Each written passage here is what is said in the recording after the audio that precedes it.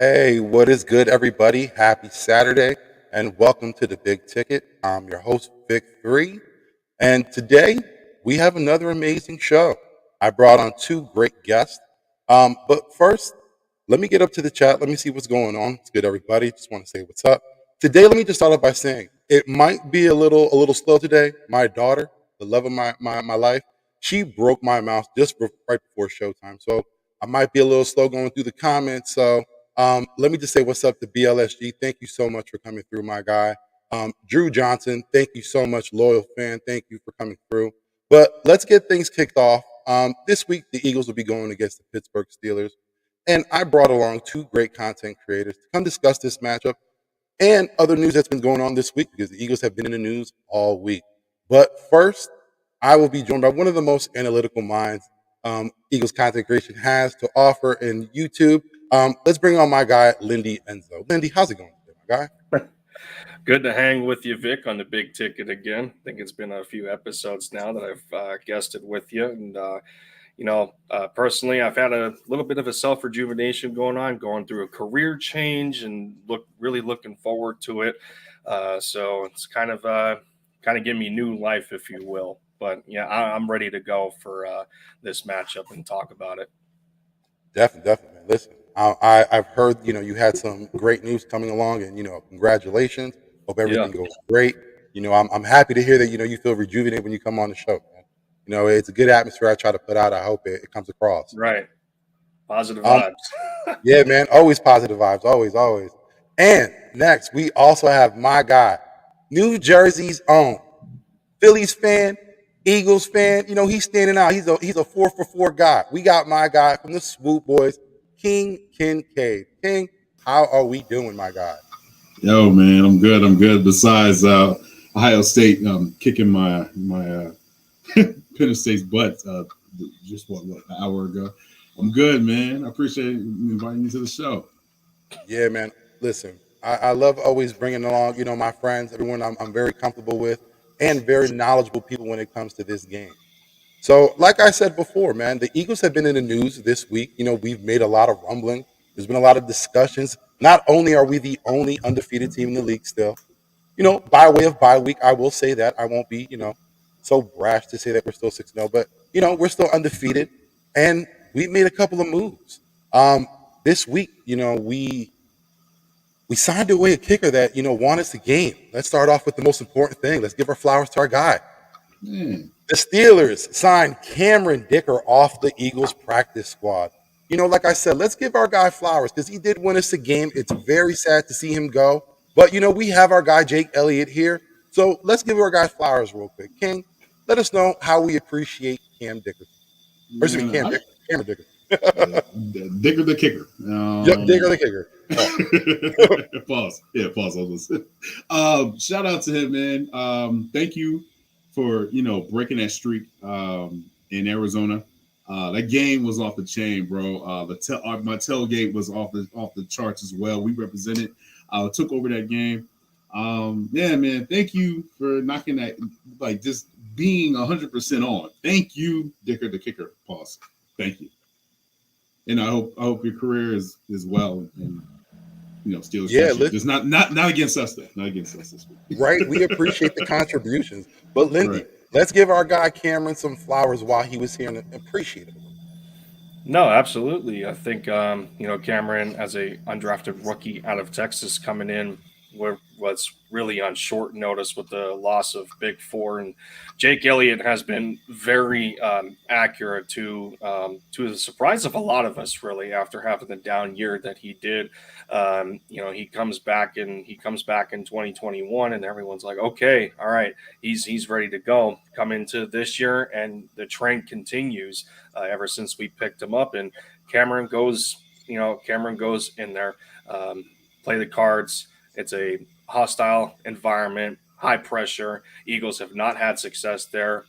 he came in, he did what he needed to do when the team needed him, and that's all you can ask for in a team effort. Yeah, he did a fantastic job. But of course, this comes off of the news that Chris Boswell will be out for tomorrow's game, and Steelers are missing out on their kicker now, like we did against the Cards. So I guess they did their homework and they got a pretty good replacement, so long as Cameron can keep up that consistency.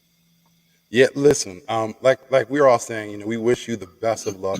Thank you for your time in Philadelphia. We appreciate you for the time you were here. But just for this game, not saying we're not wishing you luck, but we're not wishing you the best of luck. That's the way I'll phrase it. We're not wishing you the best of luck. But thank you for your service, sir. But let's get to it. The Eagles have been in the news this week. We made a trade. The Eagles, traded for Robert Quinn, formerly, the Chicago Bears. What did you think about that trade? What were your thoughts on the acquisition? Who's taking that one? I didn't hear a name. I'm sorry. I'll give you, Lindy. No, I'm good with that. I was still messing around with the thing. Like I said, I got no. Yeah, right. No, I got these chubby digits to work with. That's fine. That's fine.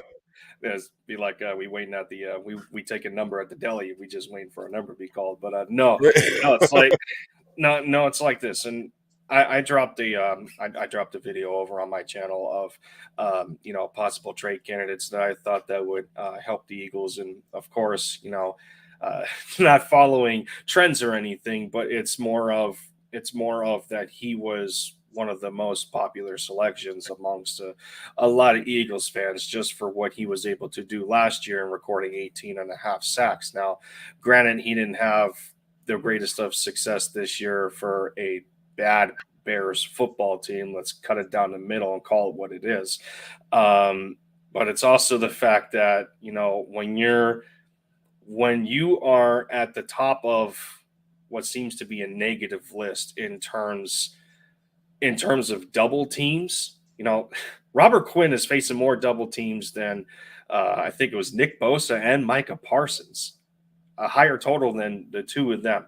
And when you're on a defensive front where the opposing team there's no other threat outside of Robert Quinn, and when you look at it that way, it's okay. Well, it makes it harder on him. But he comes to a winning football team now, who has the depth at defensive line, and it almost he almost comes in as a seamless replacement, because a lot of people forgot Derek Barnett has been gone with an ACL injury, and the Eagles defensive line has been playing as if that hasn't happened, and he's still in the rotation. They just do a good job of kind of blanketing him and like he's not there. But it's great to have his kind of experience, as well as how unique he is with some of his pass rush moves. And you got some versatility with him. You got versatility with BG, Josh Sweat, Hassan Reddick, and you just go down the list on that depth chart. I mean, they had him in a prediction of the second team, and you're looking at Milton Williams, Jordan Davis, BG, and Robert Quinn. That's still a nasty front behind the first string. I also felt that a fourth rounder was fair. That was my prediction when I dropped the video. And, it kind of reminded me of the spot of when we tried signing Ryan Kerrigan for his services, and it didn't fall into our favor very much because of, he didn't do much of anything until it was too late. But nonetheless, you have Robert coming in around the same age, a lot of the same accolades and statistics as Ryan, but I think he fits a better mold to this point than Kerrigan did, in the midst of having a first-year defensive coordinator still trying to figure everything out schematically. He brought in Ryan to help him with that a little bit, and it just didn't work. So this is a better opportunity for a guy like Robert Quinn to be on a winning football team, and he's gonna provide a whole lot to this defensive front. Oh, he definitely will. And you made some great points because a lot of people were talking about the fact that, Quinn only has 1 sack this season, but like as you pointed out, Yeah. most double teamed in the league. So that that factors in. And also when you're talking about that Chicago Bear defense, there's been a lot put on them. That offense can't really get things going, and they basically rely on that defense to win them the games. And after a while, we all know if your offense can't produce, you're going to tire down that defense. It doesn't matter how great of a defense they are; they're going to get tired and they're not going to play at their best. But Yeah. King, let me get your thoughts on Robert Quinn's acquisition. I mean, it was a great trade. Get a 4th round. Chicago bought a 4th round pick, right? They took $7.1 million off the salary cap. Eagles are left over with $700,000. It was a no brainer. This is a good qualities from Robert Quinn that you're going to get. You're going to get a high motor, great locker room guy. I mean, as you've seen, Roquan Smith crying, taking some time, showing emotion on a press conference where, sometimes, you don't want to put your emotions out there because, it's going to be played at the play, people talk, right? And, a guy that's going to be good for this culture. Our culture is a winning culture right now. Nick Sirianni set the tone along with, the rest of the guys. And the first thing I seen was, I'm gonna be honest with you, man. Robert Quinn looked like somebody's uncle. Yo, him and James Bradbury, right? Right. They look like some uncles. Yeah, they look like his uncle. You know what I'm saying? Like my man came in with the black church shoes. Man, I was like, oh man, that's somebody's uncle right there. And it's Old the soul. way he. Oh yeah, he does. He does have an old soul. He does have an Right? old soul. And the way he even conduct himself in the interview in a conference where he thinks before he talks. He's not somebody that's off the fly. And he did mention some things where I don't think he's going to have issues with playing here. I think it's just about the terminology of the playbook and learning what to do, how to do it. You know what I mean? But I know he'll be active for this weekend. I mean tomorrow's game. My thing is like, what are you probably going to see him? Probably 25 to 30 snaps. Ease him in there. But yeah, man, this is somebody with great bend, long arms, and he's great against the run. People don't like to mention it. I mean, yeah, everybody mentions the 18.5 sacks, but man, like this is somebody that's going to make a major contribute to this team. And let's just be excited. Fly, just fly. Yeah, listen, this is the move that we should be excited for. And there was talk for a while of us bringing in a defensive end. We went about it. A lot of people talk about his age as well. Mm-hmm. But let me just get to this real fast. I apologize for that. Like I said, these digits, they don't move that fast no more. You talk about that run defense, King, and Eagles aren't in a very good spot with that right now because they're 4th worst in run defense in terms of yards allowed per carry at 5. So, and I think that's one of the reasons why they went for Quinn because of how good he is against the run. But as you mentioned, Tim, and let me ask you, Lindy. Tim mentioned he will be playing tomorrow. What are your expectations for Quinn tomorrow? I don't know if there's necessarily a high set of expectations to give him. Again, looking at the Eagles' defensive front and with them able to construct 2 strings that are still competent groups of what they are capable of. Like I said, second string, it sounds like BG Quinn, Jordan Davis, and Milton Williams as a video is playing in the background, and I can't find it now. Probably ESPN. Wow, that's annoying. I didn't mute that. I did not mute that. I got music playing in my headphones, but no, nonetheless. I mean, can't have something without drama, right? Can't have something. Yeah. Always something. And I was told I didn't have energy, but look at that. Nonetheless. I mean, it's not like we traded for a Pro Bowl-esque type of player that's going to really turn the tide in the swing of things of how we're going to look at this defense. And he's, it's not first round or second round pick material, much like we've been talking about some of our assets that we got out of the draft, like Devontae Smith, or when we traded for AJ Brown. The expectations aren't to that level, but they should be enough to where we can put him in the right packages and take advantage of a inept Steelers offense that I think is second to last in the league. They're the 31st ranked offense at scoring only 15 points a game. So I mean, when you put him on the field in situations to where, okay, man, pin your ears back, go take that quarterback out, whether it's Kenny Pickett or Mitchell Trubisky. I think it's going to be Kenny Pickett because he cleared concussion protocol.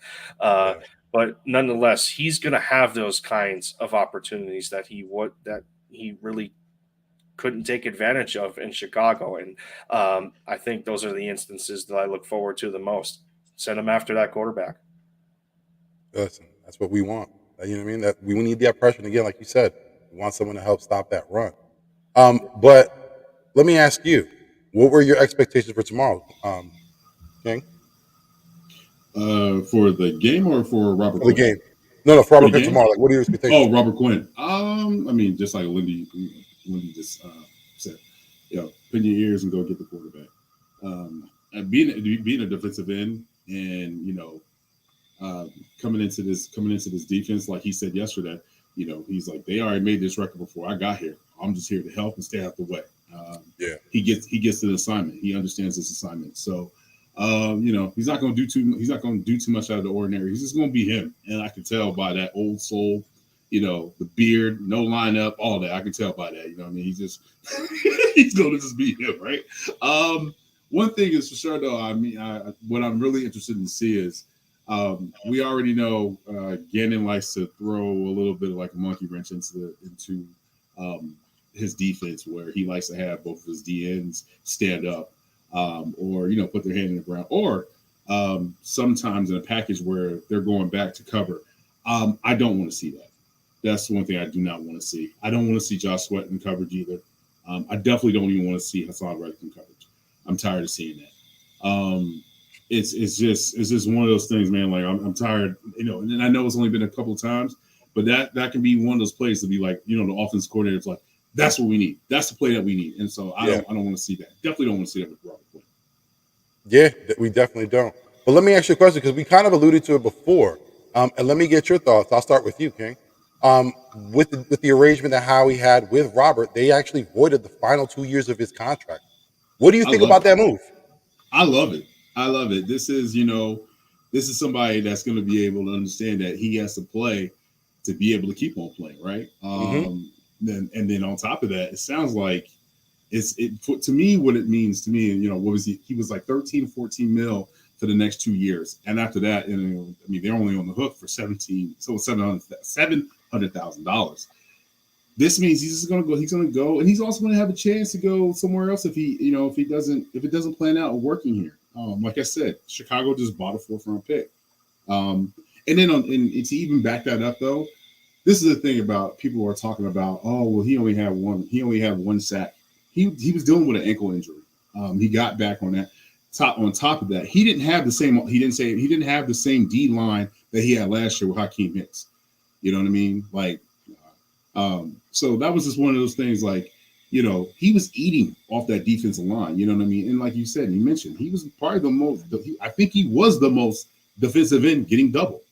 Everybody has to watch out. They had one play. I think it was. Oh man, I can't remember the team that the opposite team he was playing.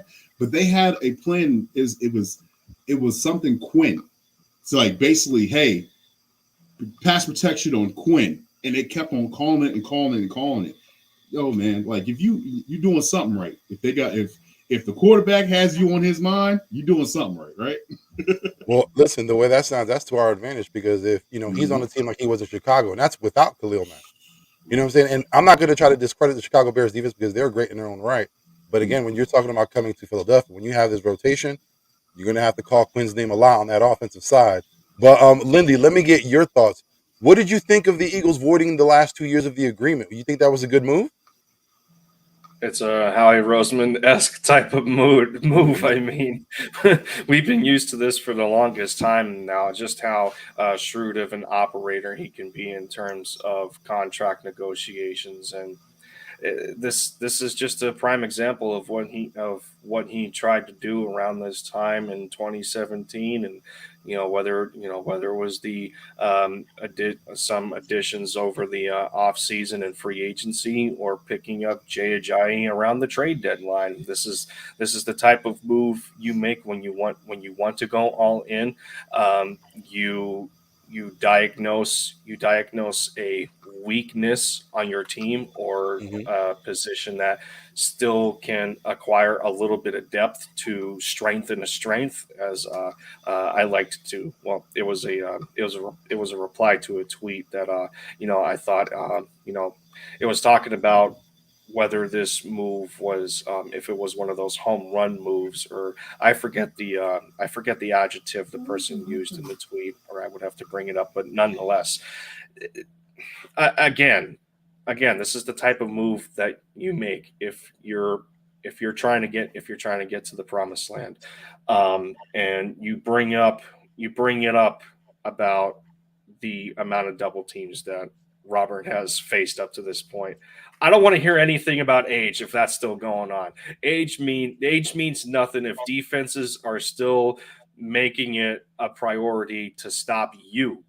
And all that really does, if Robert is creating that kind of pressure, especially in specific packages that Jonathan Gannon may want to use him, where is that going to benefit most? One thing that the Eagles have had trouble with up to this point in this season is pressure sacks, especially with the defensive line. DTs, they're having a hard time getting there. If you have to resort to it, they've had success with the blitz, and Robert Quinn is just another cog in the system that can create a hole. If he can push the tackle into the quarterback's pocket, that's going to leave a wide open door for someone to get in there and sack him. So the more you think about it, the much more sense it makes for everybody involved. And well, thanks to the Bears for paying a little bit of that contract, $7 million. So yeah, most definitely. And one thing I definitely want to mention is I just can't wait to see the last car package and what type of package you're going to be putting in with, I'm interested to see that. And another thing, John Gannon, I know you're watching the Big Ticket Show. I know you're watching it. Can I get some more Jordan Davis in this joint, please? Can I get some more? Can I get my big man a first round pick? Can I get him on the field a little bit more, please? I just want to see this, man. Shout out to East Coast Run. You're on. What's up, Dante? Robert Quinn, Hassan Reddick. Yo, I'm here, man. I'm here for it. You know what I'm saying? Phillies are in the World Series. Eagles is about to play tomorrow. I'm here for it. I got my popcorn and I got some Ling Ying. I snuck in my luggage when I was back home. You know what I'm saying? Listen, I'm definitely excited because we talked about Jonathan Gannon, and one of the things, even this year, one of the things he gets critiqued on is he doesn't create enough pressure. I think, having Quinn in here, and especially like you said, putting him in a package with Jordan Davis, that's going to be nasty to see. But before I go any further, let me just shout out the people that did come through. Let me shout out Dante. Appreciate you from East Coast Gridiron, ECG family member. And also Awesomeness Sports. Thank you so much for coming through. A Redskins fan, but she still shows her, appreciation comes through. So I thank you. I thank you so much for a lot of emotion. The enemy side. A lot of emotion. Oh yeah. But you love the emotion sometimes. But let me ask you a question, because last week we had the discussion of Brian Burns. There was a lot of talk of the Eagles having interest in him, but then we got Quinn. So let me just ask you flat out, and I'll start off with you, King. Who would you have preferred? Barnes? Or excuse me. Yeah, would you have preferred Burns or would you have preferred Quinn? I would prefer a younger guy, but then also, Burns, but you got to pay him. So and you're going to give him a first round pick. So let's be honest. Multiple, possibly multiple. and this is one definitely I definitely want to clear up. It was not the Eagles that called.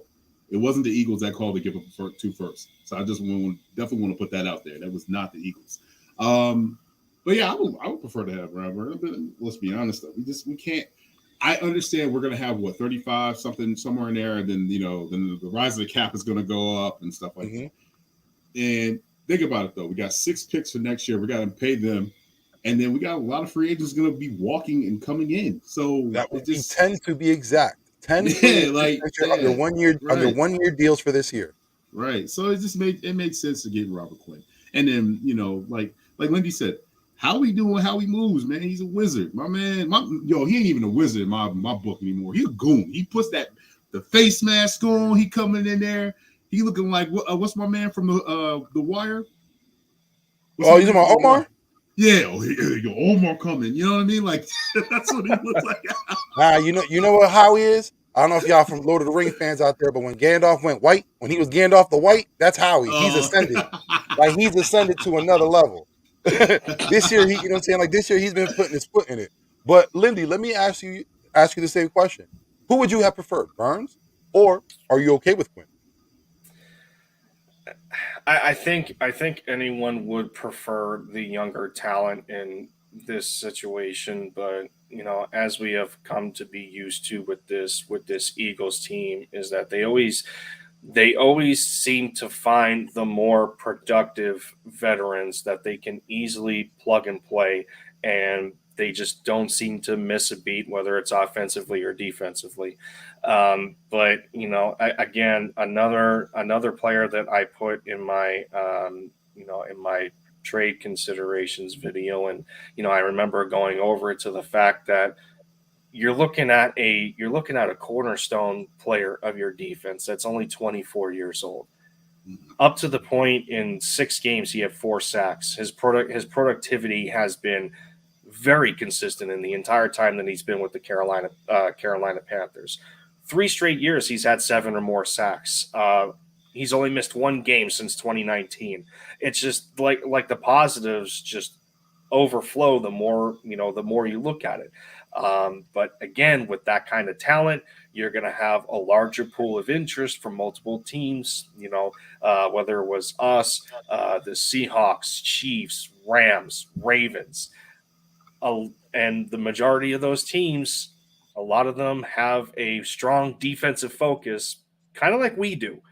But again, this is another similar situation to how the Khalil Mack trade rumors were circulating at the time that he got sent away from the Chicago Bears. So are the Eagles in a position to sell the farm when they're trying to head back to deep into the playoffs and reach another Super Bowl while they're set up in the draft for the next 2 years? Unless you can guarantee that no one is going to be as good as Brian Burns within 3 to 4 years, then no. I mean, it wasn't there for the taking for them based on their situation. You're working on bettering your first round pick for next year to begin with the Saints. The season's not over that, and you're looking at a top 5 pick. I don't think they want to waste that opportunity to get someone very productive in the top 10 for next year.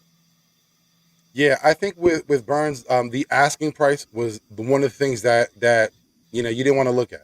You're talking about 2 first-round picks, and again, we all know you can negotiate that to something else. But if you're already asking for 2, one's a must. Mm-hmm. And we have, and a lot of times the reason why they bring up the Eagles first is because of the amount of picks that we do have. Last year they did the same thing when you're talking about the quarterbacks that were coming out of college. Oh, will the Eagles jump up? That wasn't the case. The only reason why they do that is because we have the capital to make the move.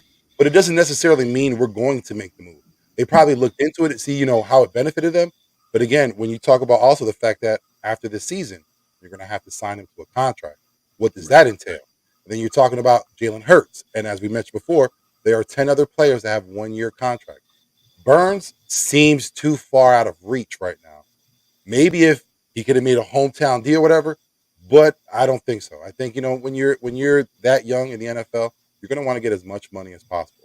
You're not going to want to cut any deals right now. Only unless it's for a surefire thing that you're going to the Super Bowl. But right now, even with where the Eagles are at, even undefeated, we're still not a surefire thing. Let's be honest. We're making moves, but we're still not surefire. Any given Sunday. That's what I say. But let me say this: while the Eagles were going into the deal negotiations for Robert Quinn, it seems that the Eagles were also interested in acquiring safety Eddie Jackson from the Bears as well. So, Lindy, let me get your thoughts on the fact that the Eagles were trying to get Jackson, and do you think, they'll still be aggressive trying to sign a safety? At this point, I would have to imagine so, unless they already have C.J. Gardner-Johnson right now, and they already have Marcus Epps, who's continuing to improve. But outside of them two, who do you really trust? Kayvon Wallace has been a disappointment up to this point, and the rest of their depth doesn't look all too promising if we're being honest. So, but again, when you get into that kind of situation and you acquire CJ Gardner-Johnson, everyone's wanting him paid. There's a slew of other defensive players that we want paid. Slay's contract is coming up. Bradbury's here in a 1-year deal. There's almost not enough money to go around, really. But again, if the Eagles, Howie is always trying to get those under the radar type of package deals, especially for him realizing that he already put himself in a good position with the Robert Quinn scenario. Okay, well, if he's already off to a head start, let me see if I can sneak something else in there. And well, it didn't work. But at the end of the day, I mean, you would love Eddie Jackson. You would love Eddie Jackson. Don't get me wrong.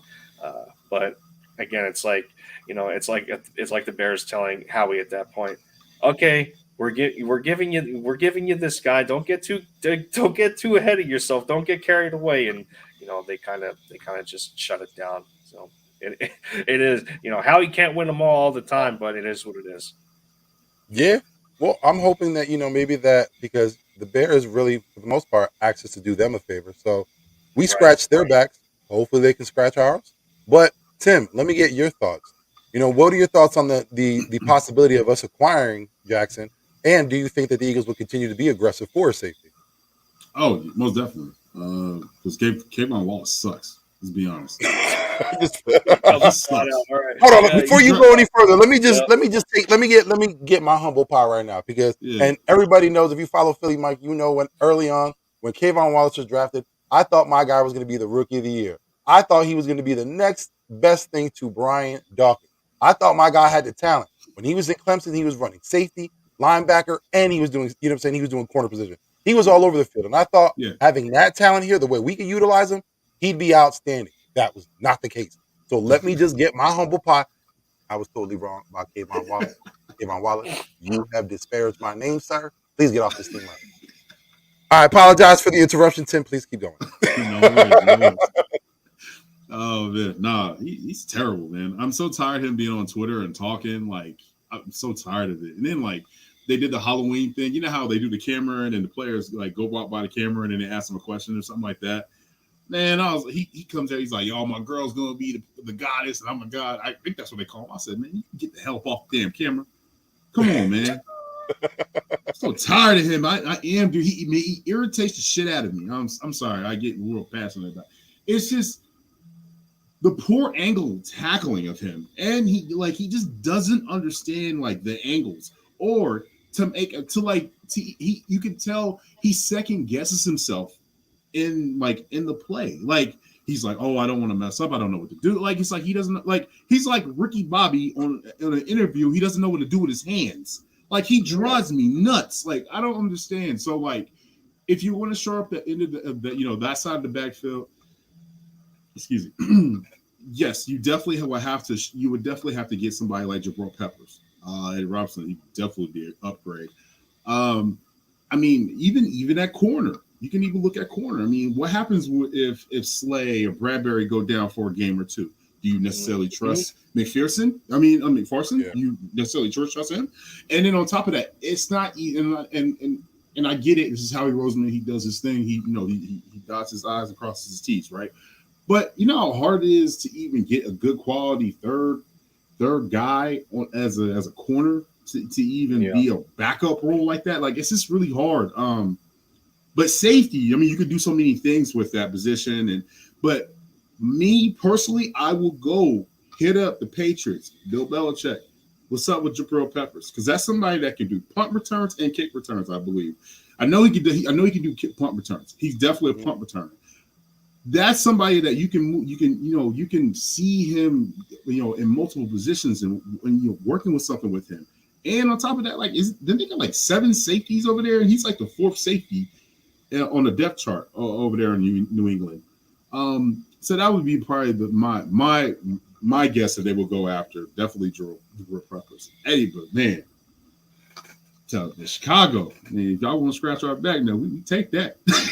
For some reason, I still think Kayvon is just haunted by playing the position ever since he got run over by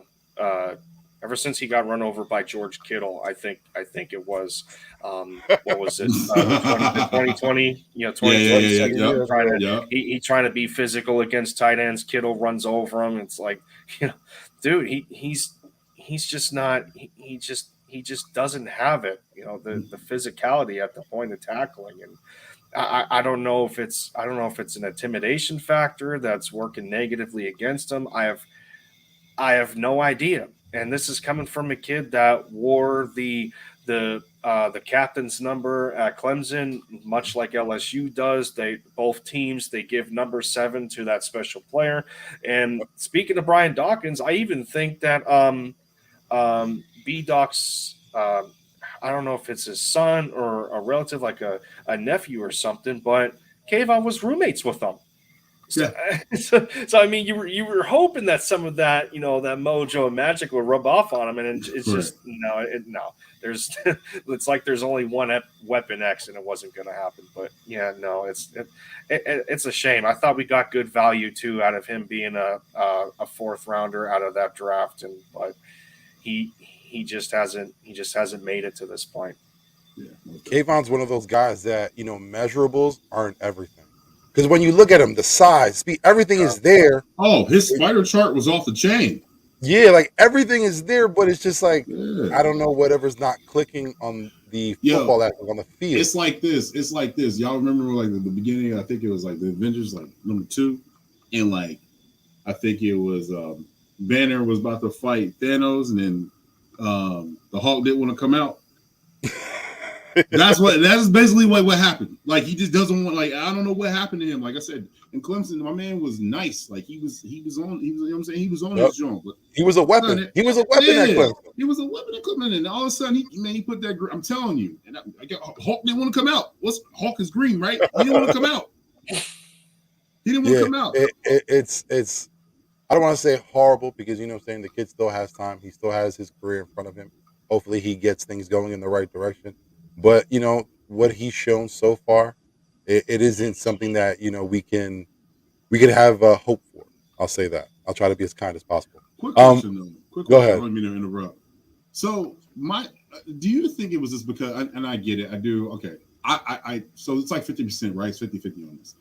I do understand why he's still on the team, because he was a Howie Roseman pick, right? Mm-hmm. But then they had Jaworski Tart. I don't understand how the hell they just let Jaworski Tart just walk. And he ain't even picked. He's still free agent.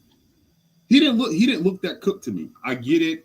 I mean, he dropped that pass in the NFC championship game, and he ain't the same. But damn, like. Well, from what I remember him in preseason, though, there were a couple of plays like you wouldn't really notice, but when you're looking at him specifically, he was getting burned. He was a liability, and also the fact that he wasn't playing good on special teams, which is what Kayvon, for the most part, for our team, that's what he's good at for us. True. His special team. That's what the reason why he's still on this team. Let's be honest. His special teams play. He can get down and get some tackles. But let me ask you all a question, because aside of Robert Quinn, aside of Eddie Jackson, Kareem Hunt has also had ties to the Eagles as well. His name has been mentioned a lot as of late. Is that a move you'd like to make? And if so, what does that mean for Miles Sanders? I'll start off with you, Lindy. I don't think it means anything for Miles other than saying, and yeah, Alvin Kamara was even brought up in the conversation too. But I think we can squash that bug right now in saying that we know the Eagles have. It's been a long time since the Eagles have invested any kind of value into the running back position. We have known them for how many years that they just don't value that position, much like they do with the offensive line, the defensive line. And, it's Miles. It was Miles. And before him, it was Shady McCoy, picked in the same round, same selection, all that we're used to. They're not going to give the Saints their first back for Alvin Kamara. There's for one, there's no way that's happening.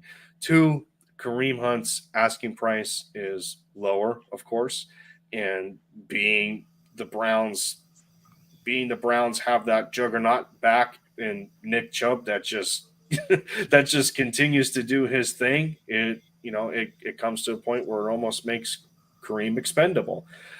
Miles is in a position right now where he's very productive through 6 games. I think he has exceeded people's expectations so far in 2 ways. One, his productivity and him being able to not only bounce it outside, but he can pound it up the middle from time to time. Yes, they haven't got him active in the pass game, but that's a part of why a guy like Kenny Gainwell is here.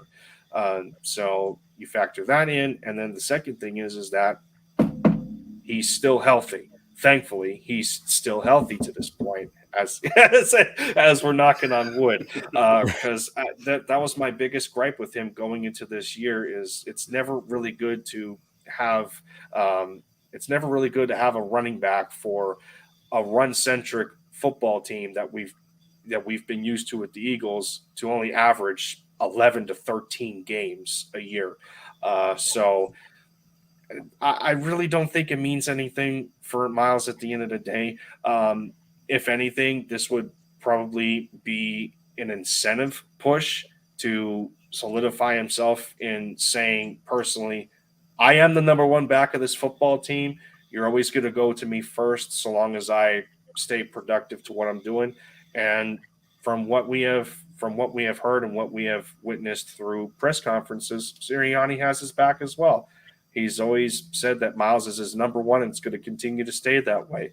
But right now, in terms of consistency of a number 2, the Eagles don't have that because they're just cycling between Boston Scott and Kenny Gainwell. Not to say that they're bad or anything, but none of them are going to get you those chunk yardage that can grind for them the way that Jordan Howard was able to when he was healthy.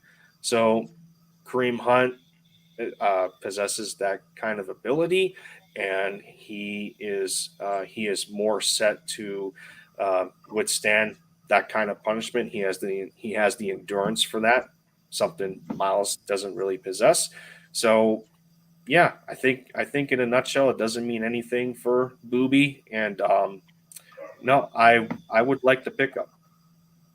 Yeah, it would be a great pickup. And honestly, I'm surprised Cleveland hasn't made a move on Hunt earlier. Because when you look at last season, when Chubb and Hunt were both injured, Dearness Johnson came in there, played well. Demetric Felton played well. I think Cleveland probably has one of the most talented running back rooms in the league. When you look at their depth, and they had some trouble, especially with them acquiring, Watson. They need some draft picks. I would have moved on from Hunt in preseason, but they waited to hold on to him. They haven't used him as much as they did in years past. But with the Eagles looking into him, I think it's a smart move because he's under $1 million for the rest of the season, and he's a free agent next season. So he's going to want to play for another contract, whether it's with us or anyone else. But King, let me get your thoughts. What do you think about Kareem Hunt, and what does that mean for Miles Sanders? I mean, if you can pick up Kareem Hunt, I'm all for it. I'm all for that thunder and lightning. I love it. I mean, More staples to the back. That's good. The only interesting thing that I got going on, and it's kind of just intriguing in my mind, is like, what happened to Trey Sermon? Because Trey Sermon, like when he got the ball a couple of times, my man was doing his thing. Like I don't know, I don't know what's up with him. I mean Kareem Hunt, but let's be honest though, we're Eagle fans. We have a superpower GM, Mr. Fantastic or whatever you want to call him. He likes to make trades. So as Eagle fans, we like to speculate and do all that stuff. And yeah, it could be true. We don't know yet, but yeah, I'm all for it. You know what I'm saying? But I would like to see a little bit more Trey Sermon, man. Like, damn, can I get my man on there? Yo, I'm gonna be honest with you. That's a name that does not come up hardly at all. Nobody ever talks about him. And we didn't get him that long ago, and that fast he was forgotten. He played his first week, he came through, and then that was it. It's just been a whisper. That's all we heard. He played in the Jack. I'm sorry. So what? If I'm not mistaken, wasn't Trey Sermon a waiver claim anyway?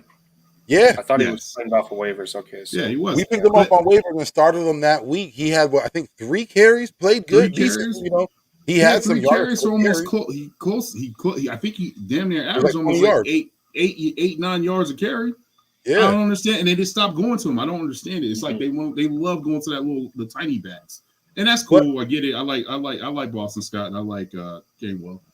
Sometimes I feel like they force feed Gainwell, but I mean with Miles though, I like Miles. Miles is my man. Lindy hit it on the head though. Like he just hasn't been healthy for the past couple of years. But my question is to you, fellas, and I want you guys to put your GM thinking cap. If you're going into the new year, right? Would you offer him a contract worth $8-9 million a year? To Miles? Yeah, 10. Because that's a bargain. I mean, you got Ezekiel Elliott making. So Kamar's making what 16. Ezekiel's making like 18. I mean, he's not gonna make that type of money. He's gonna make, I think a bargain for him is like 7 to 8. You know what I'm saying? But what would y'all do? I think go ahead. I'm sorry. Go ahead. No, you spoke before me. Go ahead, Vic. You're good. Well, I was just gonna say. I said if the Eagles are interested in signing Miles, because right now, even with this season, I don't know if they're really interested in signing him because of what's happened in the past. Again, you can't blame him for his injury history, but it is still a factor. Again, we're talking about a kid who had tremendous talent, but out of his whole career so far, has he really been that guy that you thought he would be? No, you can't say he really has been. So I think for Philadelphia, it's what benefits us in re-signing him. Will we continue to get the same play out of him that we're getting this year? Is that something that's guaranteed? And when you think of Miles, it's still a question mark. So for me as a GM, I'm going to, have my options open. First, I'm focusing on the draft. Then I'm trying to see what becomes available this offseason. And then we'll look at Miles' production, what happened this season. Then, you got to make a determination. But for me as a GM right now, I am focusing so hard on this draft. I am trying to find out who is the best running back because we have an opportunity where we can get another running back. We can get a lead back for the future right now. So I think for me right now, even with Miles having the season he is having, my eyes are still focused on that draft. Okay.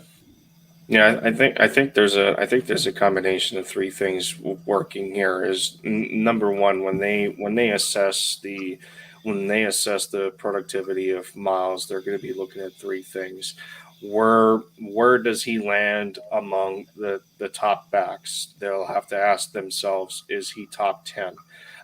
Number 2, because we know the Eagles do not value the running back position much at all. They're not worried to an extent on what the market dictates in terms of contracts with the rest of the players. And 3, they also have to assess his value to the football team itself. Once they take all 3 of those into consideration, will it come to a point of him being lowballed contractually? I don't think so, because he has shown to provide an ample amount of production where it's not inconsistent. Like he's consistently good, but we know he could be a little bit better. So I think that warrants a decent deal on that front.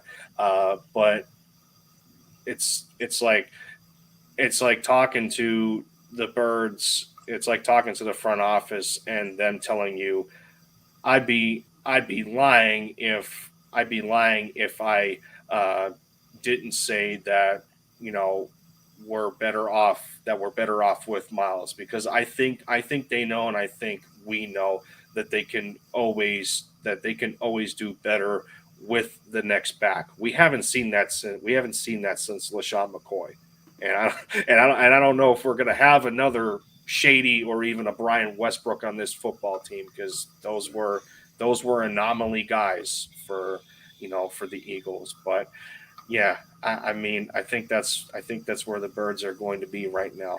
And then to the point of Kareem Hunt, Nick Chubb is over there averaging 106 yards a game on 5.9 average. That's ridiculous. Almost 750 rush yards, 8 touchdowns.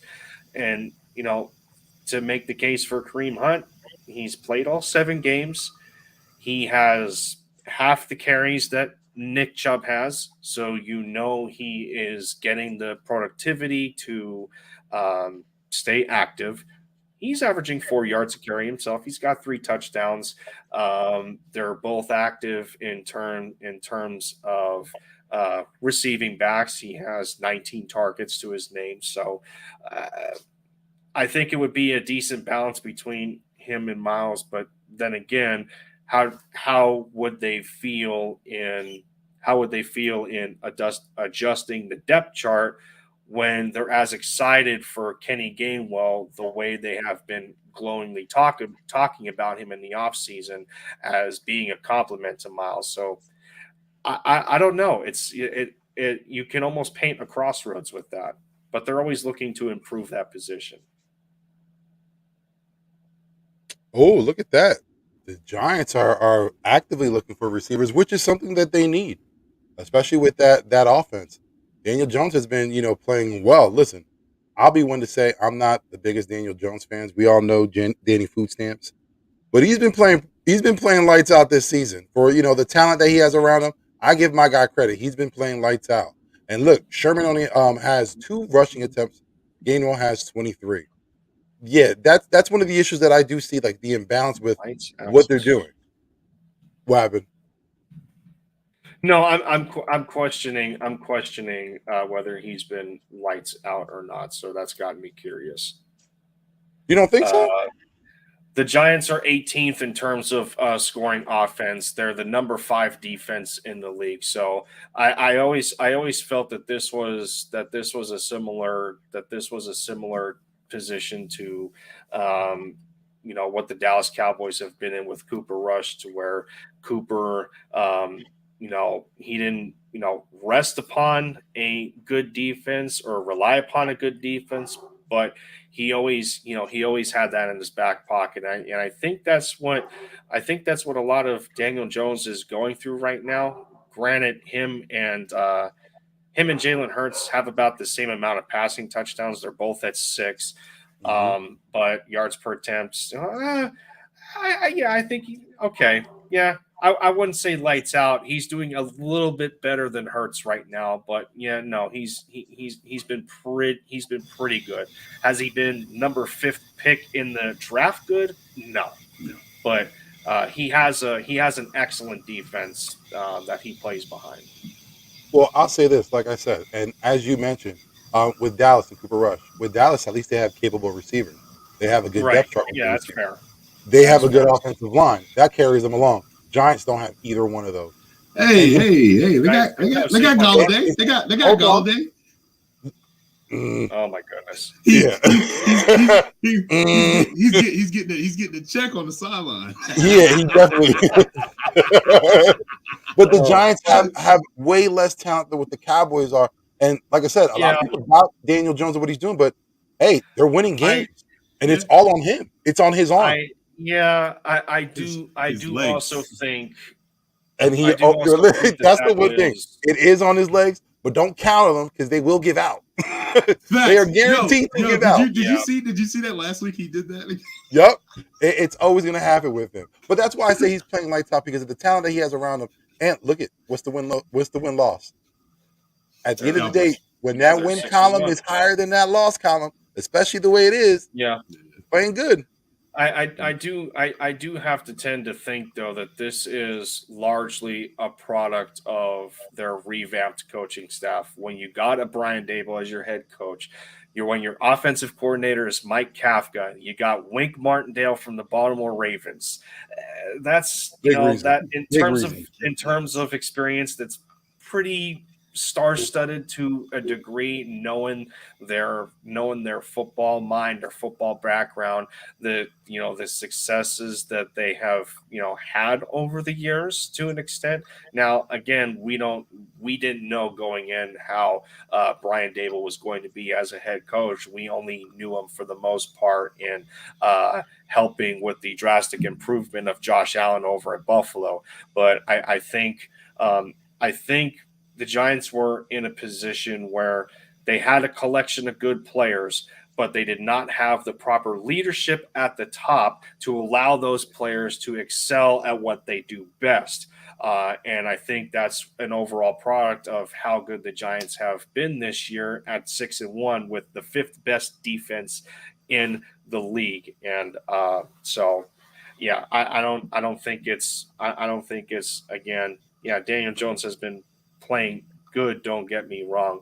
But I had a feeling going in that this was going to be more about the revamped coaching staff than it was the players. The Giants have had a good squad, but when you got Joe Judge as crazy as he was, and then Ben McAdoo was as incompetent as him, there's a huge difference when you have a good leader at the top, and they're a prime example.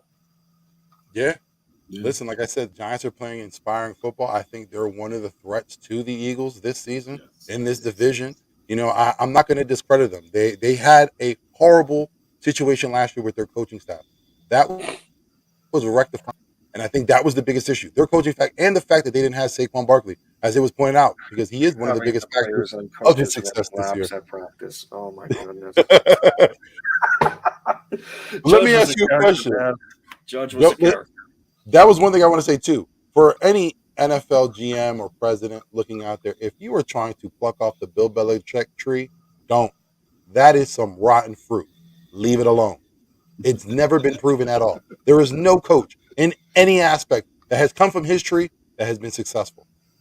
Other than coordinators. I'll say that because you got to give Romeo Cornell his credit, and you also got to give Charlie Weiss his credit. As coordinators, awesome. Huh? You know why, right? You know why, right? Because they all try to emulate him? They all try to emulate him. There's only one Bill Belichick. Leave that shit alone. Stop. Yeah. And one thing I wanted to say for the Giants, man, is like, yo, way to go to get rid of Kadarius Toney for a 3rd round pick. That's nuts. Like, yo, like that. Right. Yo, in my book, y'all winning. Right. Y'all winning. You know what I'm saying? Like, and I didn't even know the Chiefs needed another wide receiver. They got like 20 of them now. Damn.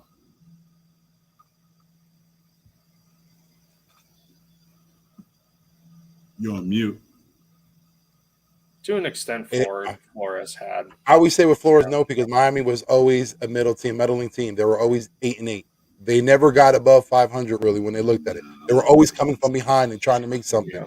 So it was never that they were a team that got off on the right foot. You've seen that coaching staff as well.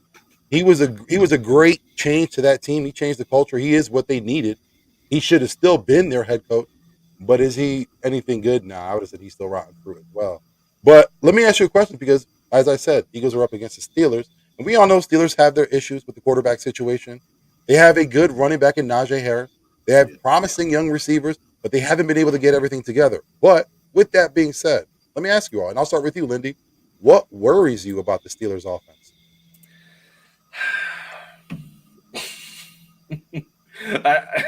I'm trying to be serious about this one, but everyone talking about that, we can't sleep on the Steelers offensively and yada yada. But okay, firstly, it's going to have to come down to who the quarterback is tomorrow. Now, I think a lot of fingers are pointing to Kenny Pickett since he has come off of concussion protocol, but neither quarterback has had really any kind of remote success under center for the Steelers. They're both averaging under 200 yards a game. Trubisky is actually worse than Kenny Pickett in that statistic at under 160. Both QBR wise, they're not even average, but you'll get that to a level with Pickett because of what he's a little bit of what he's dealing with. He's completing 69% of his passes. You'll take that, but when your yards per attempt are kind of average at 6, the ball's not going down the field all that much. Najee Harris has struggled mightily, averaging only 3.3 yards a carry. Jaylen Warren is actually doing, a little bit better than him in terms of average. But when you look at the amount of carries that the two have had, Warren has only had 20% of the carries that Najee has had, in a difference of 100 to only 23. Offensively, I think what's going to worry me most is not that the worry is to a high level, but what the Steelers possess in terms of the receiver core. They're not much of a slouch. Yes, Chase Claypool has been struggling.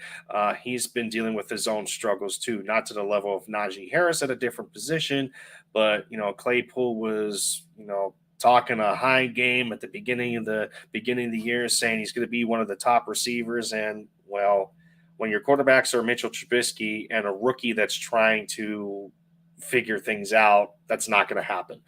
But nonetheless, when you look at Claypool, you look at Deontay Johnson, who is their speedster. I mean, there's no other way of looking at that one.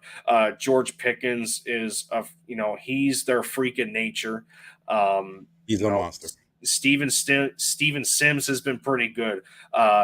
My favorite from the Nittany Lions that I wanted for the Eagles, Pat Freiermuth, and pair him with Dallas Goedert would have been a nasty duo. Just saying. Freiermuth has been playing pretty darn well for them. You touched my soul on that one. You touched my soul on that one. I know. I loved Pat Freiermuth coming out of that draft. I loved him. The one that broke Mike Gesicki's record for the Nittany Lions. I knew he was going to be good in the NFL. It sucks we didn't get him, but we had Dallas Goedert. We were dealing with trying to trade Zach Ertz at the time, so the Eagles had to make up their mind on who they wanted for their future at the tight end position. And well, we can't complain because Goddard is a monster in his own right. But nonetheless, offensively, I don't have any high tier worries against the Steelers. They're second to last in points per game at 15. And for the Steelers to go up against the number 4 defense in the NFL, they just have. I'm not going to say they have no chance, but statistically, they're in for a long day. And Pittsburgh themselves have not had the greatest luck coming to the link and trying to win. Go ask them what happened back in 2016 against the rookie Carson Wentz. They got slaughtered. So, yeah, I mean, I know people are trying to say right now to not sleep on the Steelers, but sorry, I'm not worried. Listen, I love the conviction. That's what I love. That's what I love about it. But let me get your thoughts, Tim. What worries you about this Steeler offense? I guess, as you said, you might not want to take anyone lightly any given Sunday, but what would worry you from this offense? First of all, I want to give Lindy a shirt that says "I'm not bothered." With his picture, just his face, normal. I'm not bothered. That is true, Dante. I'll give you that. Offensive line plays important. Yeah, it could possibly be a trap game, but for as efficient the Eagles have been defensively, I don't know. You would have to look back at the previous games the Steelers have played and ask yourself, did the Steelers, which other top 10 defense did the Steelers face, and how good or not their offensive line did, this, that, and the third. But yeah, I don't know. I'm not gonna go to trap game. I don't think it's gonna be that way. But yeah, we'll see. The only saving grace I'll give Pittsburgh right now is whether they activate TJ Watt or not. If they activate TJ Watt, which they had until 4:00 today to do so, I don't know if he has been activated, but if he has, he could give the Eagles trouble from a defensive standpoint because we can't sleep on the Steelers defense. Hold on. So, if I'm not mistaken, doesn't TJ Watt have like a flank steak just flapping off his chest right now? Doesn't he have a torn pectoral? Yeah, but that's what it was. He's been working through it. But yeah, he was supposed to be activated today. Yeah. Well, I'll say this: if there is any way that he is activated, I will give that man all his props, and I will put him above Adrian Peterson because that would be a legitimate freak of nature to come back from that injury so fast. But King, let me get your thoughts. What would worry you about this Steelers offense? He's not going to play. Okay, cool. Hello. No, TJ's not going to play. Yeah, TJ's not playing. This is what I would say. Basically, it's any given Sunday. I'm not going saying pop my chest and be like, yo, man, we're gonna win this joint, whatever. You gotta also remember, we have not played a full game of football. We haven't played a full quarters. We have not played that. Haven't played that in a while, actually. We get up and we just chill. I don't even want 50 burger. I just want to play a full four quarters of football. That's all I want to play. That's all I want to see. That's all I want to see. Yeah, most definitely. And then another thing is, this is definitely what I want to say. It definitely props to TJ Watt. But he's not going to be activated. No fly zone. And so that's another thing that's in the back of my head. I'm like, man, like this is not what the Steelers want. So let's be honest, man. With the three corners that we have going on right now with Bradbury, Slay, Maddox, and then you got G.J. Juice. You got how you say his name? C.J. Gardner Johnson. Yeah, C.J. Gardner Juice. No, I'm talking about his nickname. Yeah. CJG? Juice. Yeah, CJG. No, Juice. He says Juice too, right? Oh, yeah. I heard some, but I didn't really. Yeah, it was just when they come out with the crazy ones, I'm not calling like just kind of like how Dante says. I'm not calling a grown man sauce. I'm not calling a grown man juice. Yeah, keep it. The hell that look like? I'm gonna call some juice. He said keep it. That's like what was it? What was the joke with Set Entertainers? Hey, Delicious. Come here, Delicious. Yeah. We don't want that. Grown ass man call. I'm not calling grown ass man Delicious. No, but he was saying something like CJ Juice or something like that with his little rap name. But I no fly zone, man. I don't really have no fears with that. I mean, Kenny Pickett, man. I just think he's a young bull. He's he hasn't played us, and we also been on the bye, so I don't want to start late how we did versus the Lions. That's what I don't want. I don't want that. You know, right? I don't know. I think I just don't see when Dante in the comments when he's talking about how terrible the Steelers' offensive line is, and we watched our D line struggle against the Cowboys' offensive line. Yeah. I don't see that happening tomorrow. I really don't. When you look at the talent level on both sides of the football, the Eagles' D line is a lot more talented than the Steelers' offensive line. They can only max protect for so long because depth-wise, the Eagles have too many guys that can get after the quarterback. Yeah. And when you mention no fly zone, the Steelers are going to have to, they may have to resort to a system of how Roethlisberger abused us back in, what was it? I don't want to bring it up because that was the Nate Gary game, but you guys know where I'm going. When the Steelers, all they did was attack us in the short game, and it was just low blow. Are you talking about the Jace? Are you talking about the Claypool game? Yes, I was talking about that game. The Steelers. Yeah, but we also didn't have DBs the way we had DBs this year. We actually have DBs. Nah, but we also had Kayvon Wallace guarding Claypool, which could very likely happen again. Yeah. Don't do that. Don't say that. But I mean. But again, even with the secondary we have now, we did see that against the Cardinals. the Cardinals started attacking us, everything underneath, just to march down the field because they saw that we were backing off, nothing cheap, nothing deep. Yeah. Again, I don't know. I think that's the only way the Steelers may be able to take advantage if Gannon is too conservative. But with the firepower that you have on the defensive side of the ball and how Gannon has been, he's been coaching them to be the fourth scoring defense. Yeah. I don't know. But yes, as I referenced in the beginning, I'm going to look at, primarily offensively for the Steelers. I'm going to be looking at their receivers and seeing how our secondary can handle them. I don't know if we have anyone that can match George Pickens physically, so yeah, I mean that's where I'm at with that, but I don't know. I'm still not all that worried. I'll say this in reference to Pickens. It's not like we've never played against anyone physical. DK Metcalf, I would say. DK Metcalf, what Slay got abused, yeah. And we all know what Slay said when he came up against DK. I'm not going to fight that monster. You know what I mean? He ain't about that life. Listen, I'm guaranteeing you might see a highlight of Pickens just tossing one of our receivers and throwing him a couple of yards downfield. But what you won't see is Pickens getting a touchdown in the end zone. You ain't going to see that. You're going to see that catch in the end zone. That's what you won't see. They might not be as physical, but they'll get in there and knock a ball out. I got you, but he's also been making some like OBJ catches and he's like stepdad physical with people. Yeah. He's stepdad physical. True. But yeah, man, he's been making some catches where I'm like, damn, like he had his eyes on that ball, like that one. He caught it over the back, like I was like, wow, okay. He has a connection with Pickens. That's the one thing. He has a good connection. Not so much with Trubisky. Yeah, but with Pickens, he has a connection. But let's talk about it because Dante did mention it. I did want to bring it up. You stole my take, man.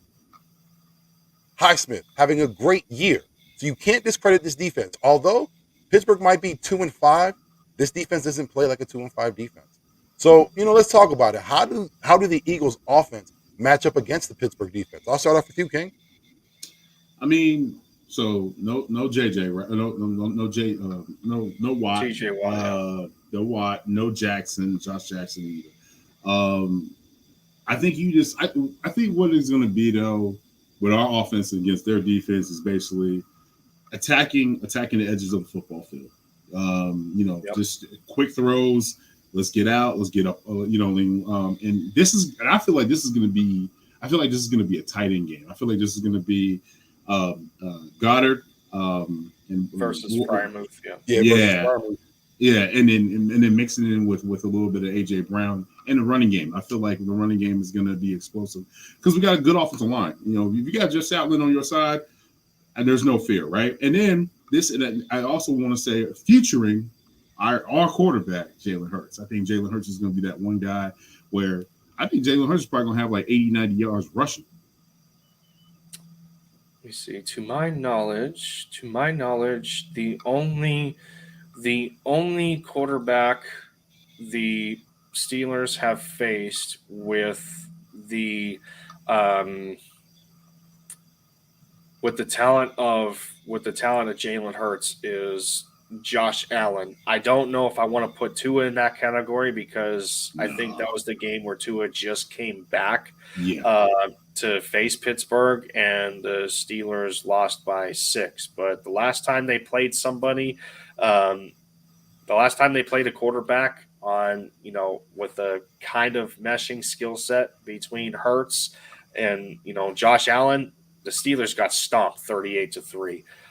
So I think that's going to be a weak point for them defensively. The Steelers are not very good in terms of third down. They are I think they're 9th worst in the league on third down. The Eagles aren't any better. I think the Eagles are 3rd worst. They're 29th. We'll see. This is going to be a takeaway game. Whoever, you get the most turnovers. And their DBs can't catch. They ain't got hands for shit. Right out, man. DBs, they ain't doing nothing. Don't forget Minka Patrick. They got Minka. They got Minka. Minka's nice. Yeah, Minka's probably the only one on there. But The rest of them DBs, they got hands of stone, man. Like, Hey, look, Dante yourself, Mika might be a problem. Listen, I think the Steelers defense is a great defense. If you make a mistake, if you sleep on them, they will take advantage. They will attack, and they can win this game. I'm not going to call it a trap game either, but I'm going to say this. Jack, bro. I think that the Eagles can't take any team for that matter, but this team specifically, like, because if you give them an opportunity, they're going to make you look like fools. And that's something we can't have, especially right now. You can't come back after a bye and lose that first game because that sets the tone for the rest of the season. And you don't want that. But, fellas, I told you I wouldn't keep you on long. So let me get this final question out there. And I'll start off with you, Tim. Let me get your final scoring prediction. Oh, I'm about to say 28-10 Birds. Ooh, I like it. I like it. Lindy, what do you think? I think this is the game. I think this is the breakthrough game minus the Lions matchup where the Eagles are going to succeed their average. I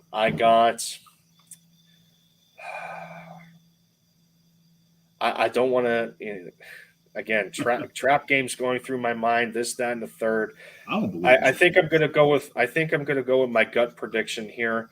I'm going to say Philly takes this one. The over. I think the spread. The Eagles are an 11-point favorite, but I have us winning 31-17. I like it. Hey, and that's pretty much where I was at. I was at 31-14. But let me just answer this question real quick by Dante, my guy. Who on that offense can deal with Minka? The Slim Reaper himself will break him off. You know what I mean? He'll have his ankles taken. I'll give him respect, though. Minka is, again, one of the best, if not the best, cover safeties in the league. But again, I'm not going to say that he's going to automatically take out my guy, Devontae Smith. I got a lot of faith in my guy. His route running abilities, he'll shake him. I mean, didn't the Eagles already face a good safety duo along the lines of Minka when they played the Cardinals with Budda Baker and what's his name next to him? Yeah, it was a tight game, and the Cards shot themselves in the foot with that missed field goal. But still, a win is a win. But yeah, so I don't know. You can say Minka's a different breed, but it's not like the Eagles have not faced another good safety yet. So I think they'll be prepared. Minka is an extraordinary talent, but again, you need a whole team to win a game. So I will say that. Yep. Well, gentlemen, I appreciate you for taking out the time to come on. Thank you so much. Let the good people at home know where they can find you. King, I'll start off with you. Y'all know what it is, man. King Fly Joint on IG. As a group, me and my squad, me and my boys, with the Swoop Boys, coming at y'all live with y'all every Wednesday night. Rico, the Hey Poppy show on Tuesdays. Coach on Air Force Kid, he's on there. He's on through the comments. He's gonna be on there. Coach's Corner on Thursday nights. So stay tuned. Check us out. Yeah, man. Check out Coach's channel. Check out Hey Poppy. Check it all out. Check out the Swoop Boys every Wednesday. King, appreciate you for coming through, my guy. It's always a pleasure to talk to you. Thank you. Lindy, let the good people at home know where they can find you. Of course, man. Y'all can find me on a cross between my YouTube channel, of course, and Twitter, where I'm still trying to cope with the Phillies in the World Series right now, as you can see by that cap there.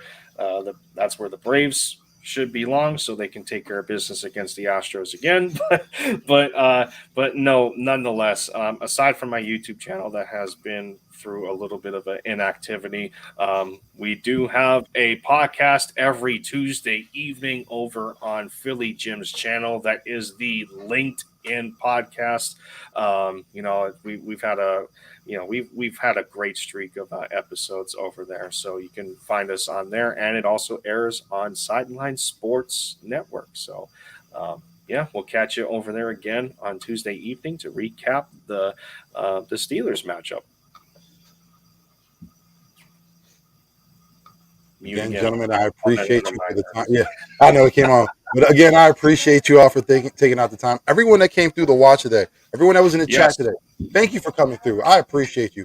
If you could, please subscribe to the gentlemen's channels, watch some videos. If you like what you're watching, hit that like button. And if you have a comment to say, if you just want to say what's up to the fellas, hey, throw a little comment on there for them. It helps out the algorithm. And if you could, please do me the favor real fast and do the same for me. A lot of people that watch this show aren't really subscribers. They really just come back every week. So if you're taking out the time to come back, hit that subscribe button. Help me out. Right? Listen, guys, girls, everyone of all ages, come through, hit that subscribe. But thank you again, fellas, for coming through. Everyone, thank you so much for coming on. It has been another great episode of The Big Ticket. For my guys, Lindy Endzone, we got Kincade. I'm your host, Vick3. Appreciate y'all for coming through. Have a great night.